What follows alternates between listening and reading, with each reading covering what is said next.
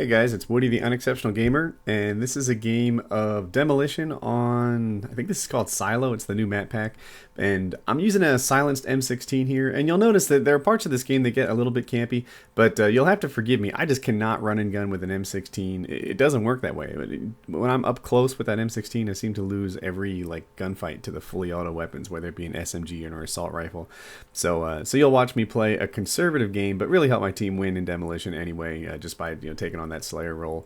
So this video, by the way, is not about the gameplay. It's this time of year I like to get away from gameplay oriented videos. I think I'm going to do some. I've got a couple great ones I want to talk about, but instead I thought I would talk about haters.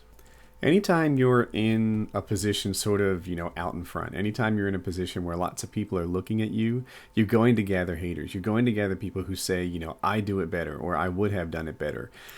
It's nonstop. And sometimes, it's easy to brush off and just say, yeah, whatever, they're just kind of jealous. And other times it's a lot harder to brush off. Other times it kind of gets to you and you're like, what's the problem here? Are their criticisms valid, or are they just searching for criticisms? Are they just looking and looking for little things that could possibly be wrong with you?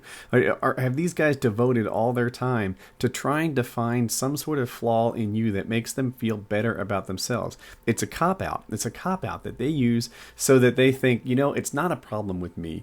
It's somebody else's bullshit tactics. It's somebody else's, mistake that's holding me down.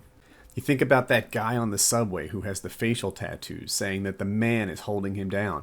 Am I the man? Am I holding you down? I don't know you. I've never met you. I'm just out there working hard, building something that I can call my own. I'm out there busting my butt every day. I was up till 3 a.m. last night practicing my guitar in hopes that someday I can have sideshow-like talent and add that to my channel. This is a craft. It doesn't seem like much to you, but I work so hard at it, and I do as well as I can at it. And then there are other guys who just slop up a video at random times, and they're mad. They're mad that they're not having the same kind of results that someone who's really working at their craft is.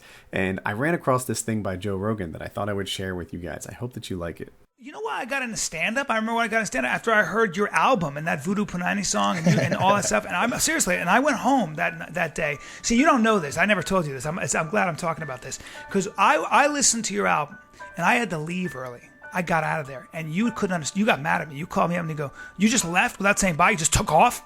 You know why I took off? I couldn't handle being around you because I was so not only inspired, but I went, my friend's doing something really special here, and I know I have something in me, and I'm not living up to it. And being around him is reminding me of the fact that I'm not living my fucking life.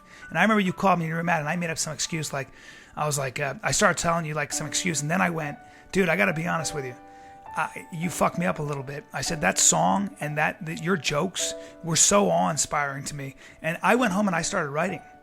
And so that's what happened to me. That was a huge catalyst for me. I went home and started writing because after I heard that song and after I heard those fucking jokes you would come to, those goddamn this was, I don't know how many years ago. 99. They were so fucking well formed. You were such a tidal wave. It was like an example for the first time where I saw an artist just come together and just put out the power you were putting out was so retarded that it was changing the whole fucking room. People were like, what the fuck, this guy's writing songs, he's doing. And I remember going, I gotta taste some of that, I gotta have some of that, I gotta get the fuck out of here. I get that still. That's what you need, man. Yeah. And if you don't have that in your life, you gotta find it. Yep. Either surround yourself with friends who do it, go to TED.com, yeah. do whatever you have to do, man. Find it. Yep. It's out there. And the beautiful thing about the technology, and this is for the young people, is that you can spend your time listening to music and reading about what Lady Gaga wore to the gym, or you can fucking open your mind to a whole world out there that is going to bite you in the ass if you're not ready for it anyway. So start opening in your mind and start reading. And it's important to not give in to jealousy. When you see someone doing something that you're not doing and you feel like, fuck, I'm not doing, there's an instinct to protect yourself by bullshitting yourself and becoming jealous and bitter and talking shit about that person. And that's where haters come from. What haters are, 100% of all haters in the world are unrealized potential. It's 100%. Exactly. I'm not a hater. I'm a pretty nice easygoing guy. It's because I'm successful. But when, like, Michael Jordan's not a hater, you know what I'm saying? I mean, you know what I mean? I mean, like, when you get to a guy at that level, they're not haters. The real haters are there's no time to hate. They see someone doing well and it bothers them. To a person like a Michael Jordan or a winner, they see someone doing well and it inspires them to take it up another notch. I've always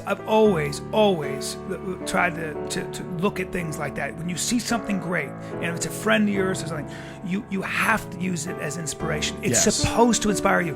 And haters and that notion is what that is it's a skewed perspective. I think what happens is a lot of times they say, well, you know what, there is scarcity in the world, so there's only a certain size of the pie, and if you're doing this, you've taken up all the pie and there's no room for me. Not true, man. Not at all. There is no scarcity. It's a terrible way of thinking. If you open yourself up to something beautiful and great and let that work through you and really be affected, be astonished by it, be scared by it, be brought to your knees by it, whatever it takes, you will find way more strength in that surrender to the beautiful than you will when you close yourself off. And all of us, man, all of us had this notion to go, I'm closing myself off. Fuck this. Everybody wants to win the lottery, but the lottery will fucking ruin you. You have to earn the whole thing. In order to be a real man or a real woman, you have to earn the whole thing. And the crazy thing is, to be the man, to get to that point, to be the man, you literally have to not ever be possibly the man, because you have to get to this Zen state where there is no the man. It's all about the work. It's all about what genius you're putting out is all about, whether it's music or whether it's writing or whatever the fuck it is. It's all about finding that real pure place. I hope that this worked for you the same way it worked for me. I hope that you hear it, and whether it's, some guy beating you in your weight class on the wrestling team or taking the position as pitcher that you were hoping for, I hope that you think about this and go out there and get yours. Don't sit back and hate and find flaws in that other guy. Find flaws in you and patch them and be the best guy that you can be. If you liked today's video, please give it a like and a favorite. It means a lot to me and it helps me out, and everybody knows that. But I'd love to have a like and a favorite on this.